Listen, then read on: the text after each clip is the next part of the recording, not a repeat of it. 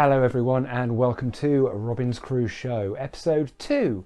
So today we're going to be running down a few news stories that have been circulating within the cruise industry, and then we're going to get on to our main topic of today, which is going to be future cruise certificates and what you should be doing with them, when you should be spending them, and how it all kind of works. It seems to be kind of topical at the moment. So I'm just going to start off with a little bit of news from P&O. On Monday, we are going to see them launching their itineraries leaving from Southampton, starting on the 27th of June 2021, which is brilliant news. We're actually going to see ships leaving from Southampton. Finally. I mean, I will admit that we do need to caveat this and understand that with P&O, you will need to be fully vaccinated in order to sail. So, I know for a fact that that will, I suppose, leave a few of us out, but I mean, it's positive news for the cruise industry. Secondly, we've seen that Virgin Voyages CEO yesterday came out and said anyone sailing with them will also need to be vaccinated. I think this is going to become a bit of a trend now. I think that generally speaking, we're going to see people going to need to be vaccinated in order to cruise. I mean, I know a lot of people don't really like the idea of vaccine passports, but I think in order for cruising to get going, that's going to be how it's going to work. Also, you've got a test which happened recently on board the magnificent Oasis of the Seas with the Royal Caribbean, where they actually had a testing of their HVAC system. Now, for those of you who don't understand what that is, that's actually the ventilation system on board.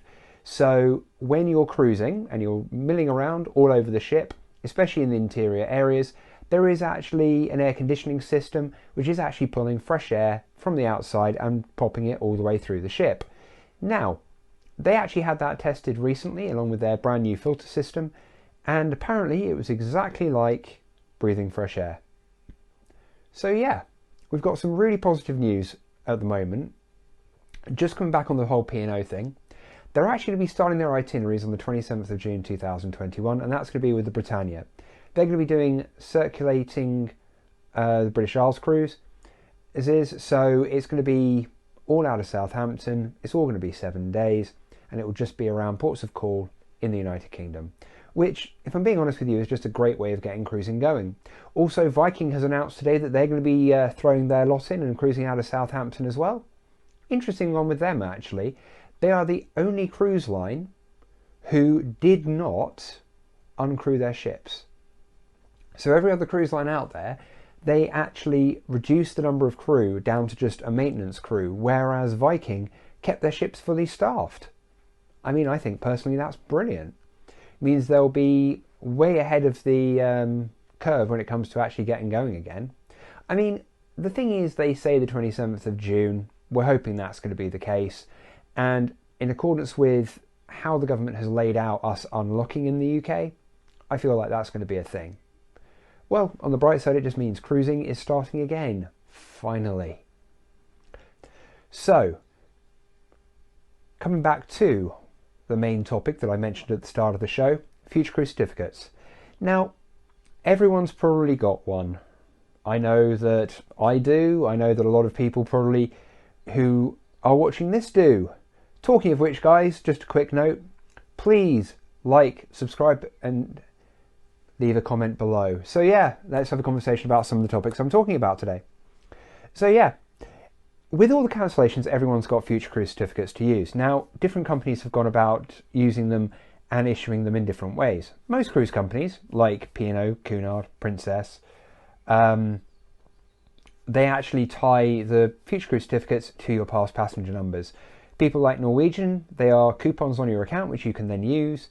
MSC, again, you just need to either email them or ask your travel agent to email them, and they'll get applied to the new booking. Now, it's worth using them, and honestly speaking, I feel that on Monday when P&O release their cruises, we're going to see a huge number of people using future cruise certificates. I know there are people out there who've got a couple of thousand in future cruise, so not surprised if we see the suites booking out first.